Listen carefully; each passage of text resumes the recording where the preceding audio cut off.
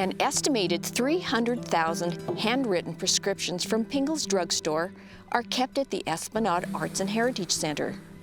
As a pharmacist, Charles Pingle filled tens of thousands of these prescriptions over his lifetime, and people from all walks of life got to know and trust him, which served him well later in life.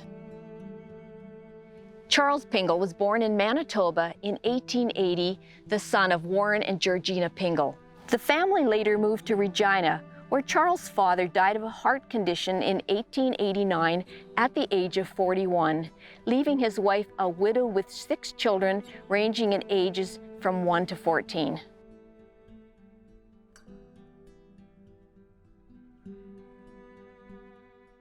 Charlie Pingle was working as a clerk in a drugstore in Regina when a training opportunity arose.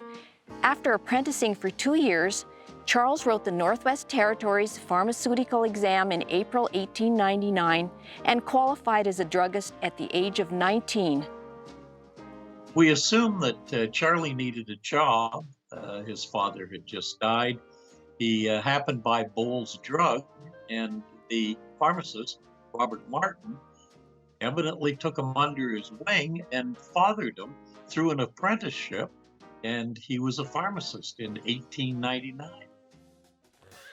The opportunity to purchase an existing drugstore business brought Pingle to Medicine Hat in 1901. In 4 years, Pingle's drugstore had become so successful and profitable that in 1905, Pingle hired local contractor Arthur Burns to build a new 2-story brick building at 627 2nd Street Southeast. 2nd Street in those days was called Main Street, and it was literally the main street in the downtown core.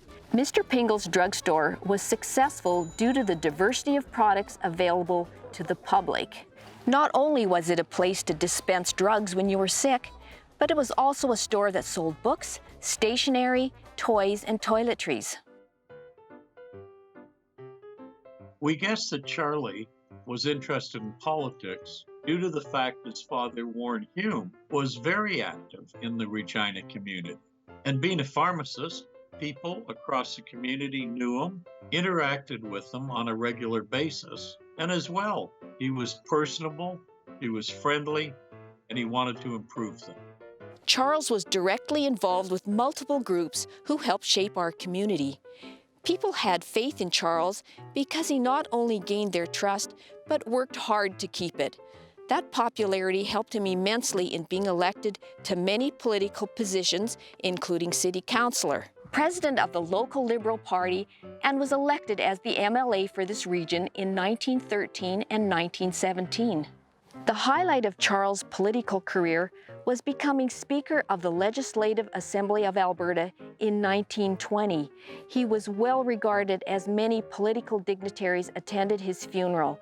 His portrait hangs on the Speaker's floor of the Alberta Legislature in Edmonton.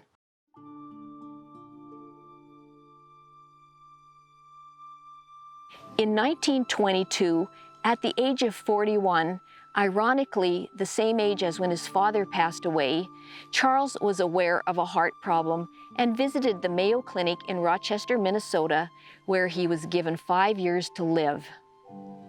Sadly, he died in 1928 at the age of 47. After Charles died, there were 3 Pingle drugstores still operating in Medicine Hat, a credit to his legacy in our city. What I think Charlie's legacy is that he was successful at everything he attempted. His business, politics, and clearly family. As a parent, he was a well-respected, wonderful person.